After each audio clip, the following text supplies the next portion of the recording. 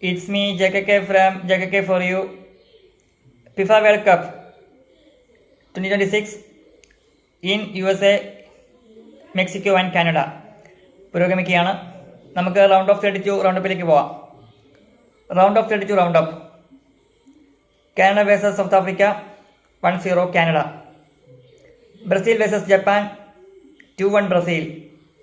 Paraguay versus Germany 1-1 match time and 4-3 in penalty Paraguay.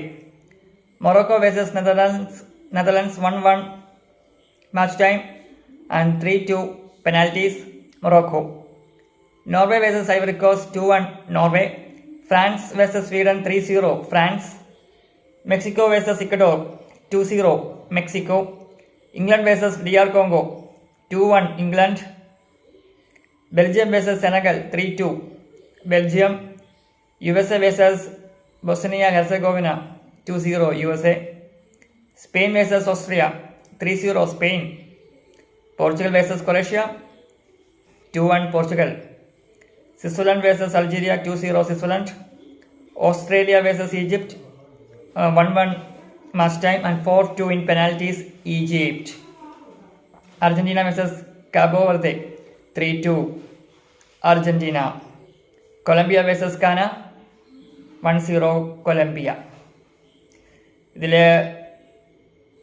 ജർമ്മനിയുടെയും നെതർലൻഡ്സിൻ്റെയും പുറത്തു പോകലാണ്, അവർ eliminate ആയതാണ് ഏറ്റവും വലിയ ഷോക്ക്. ജർമ്മനി ഒരു ലോ ടീമായിരുന്നു, എത്ര ബലമുള്ള ടീം അല്ലായിരുന്നു. മുമ്പത്തെക്കാളൊക്കെ വെച്ച് നോക്കിയാൽ ഒരു അത്രയും ബലമില്ലാത്ത ആയിരുന്നു ജർമ്മനി. പക്ഷെ ഇപ്പോൾ പാരഗ്വേ തോറ്റ് പുറത്തു പോകുക എന്ന് നമ്മളാരും ചിന്തിച്ച കാര്യമല്ല. നെതർലൻഡ്സ് മൊറോക്കോയോട് പെനാൽറ്റീസിൽ ആണ് പോയത്, അതും ഒരു ഷോക്കായി പോയി.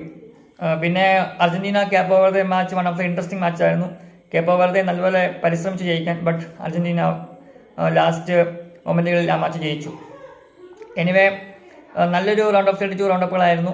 16 ടീംസാണ് കയറിയത് അടുത്ത റൗണ്ടിലേക്ക്. അത് ഇങ്ങനെയാണ്: Canada, Brazil, Paraguay, Morocco, Norway, France, Mexico, England, Belgium, USA, Spain, Portugal, Switzerland, Egypt, Argentina and Colombia. The 16 teams into the next round of 16. Bye bye. Thank you.